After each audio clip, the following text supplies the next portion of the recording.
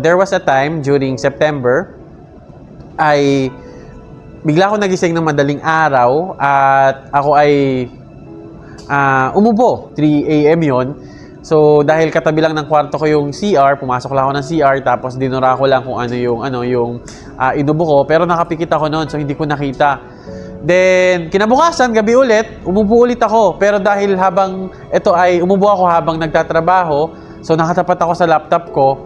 Then, pag ubo ko, biglang merong parang may tumalsik na maliit na butil na nandun sa laptop ko. Then, hindi ko pa siya napansin noon. Tapos, nung medyo, napansin ko na parang sabi ko, ano to? Pag hawak ko, nakita ko dugo. Bigla na lang, umubo ako ng isang beses, tapos tuloy-tuloy na siya. Tuloy-tuloy ako umubo ng dugo at mabuti ang Lord, nandun yung kapatid ko during that time. Inadmit ako sa emergency room during that time, tapos binigyan ako ng gamot, then pina-x-ray ako. Tapos sinabi, bumalik ako ng linggo para kunin yung x-ray.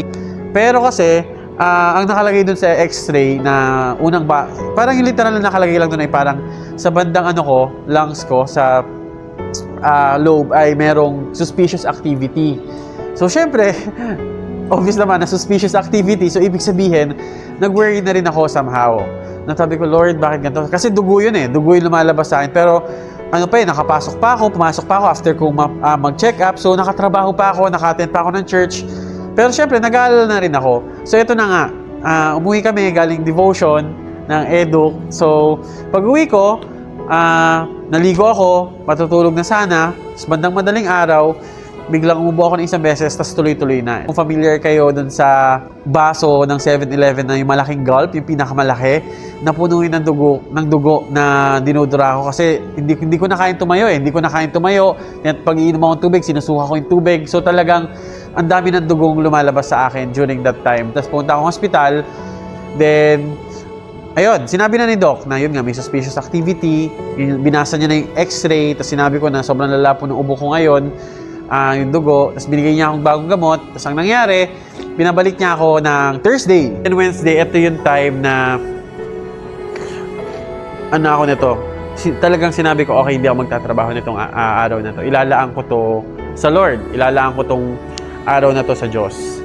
So, all throughout the day, siguro ever since ever since I started or simula nung spiritual birthday ko, August 30, 2009, that was the longest time na talagang nag-worship, dumulog lang talaga ako sa Panginoon. Ang prayer ko actually hindi healing Ang prayer ko no lungs. Lord, gusto ko ng bagong baga.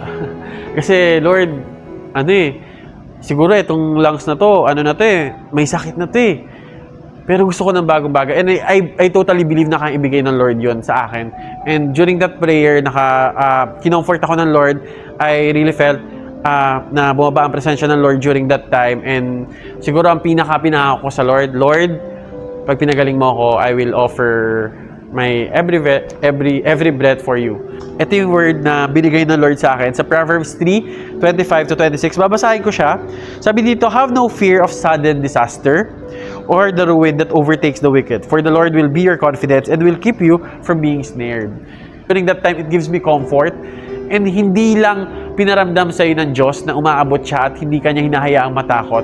Pero hindi ka rin niya hahayaang kunin ng kaaway. Kasi maybe that spirit of death during that time, parang it's roaming around in a way na parang tinatakot na ako Pero pinanghawakan ko itong salita ng Lord, nawala yung takot sa akin na parang sabi ko, sige, kasi natakot din akong matulog ng tuluyan kasi baka hindi na ako gumising Pero nawala yung takot sa akin dahil naranasan ko na pinaalala ng Lord sa akin na hindi ko kailangan matakot. Nakita na yung x-ray, nakita ko na yung x-ray. Actually, yun, praise God, sobrang buti ng Lord yung x-ray ko. Actually, even the doctor, hindi siya makapaniwala na nakita ko itsura niya Parang nagulat siya na nakalagay sa x-ray, parang clear. Kasi wala ng suspicious activities. Just imagine, after 3 days, diba? Meron lang akong ilang gamot na tinake, then clear na siya after And sinabi ng doctor, syempre, pa rin yun baka dahil nga sa gamot. And ako, hindi pa natapos doon. Thankful ako sa Lord during that time na pinagaling na ako ng Lord. Pero may kaba pa rin ako, may takot pa rin ako.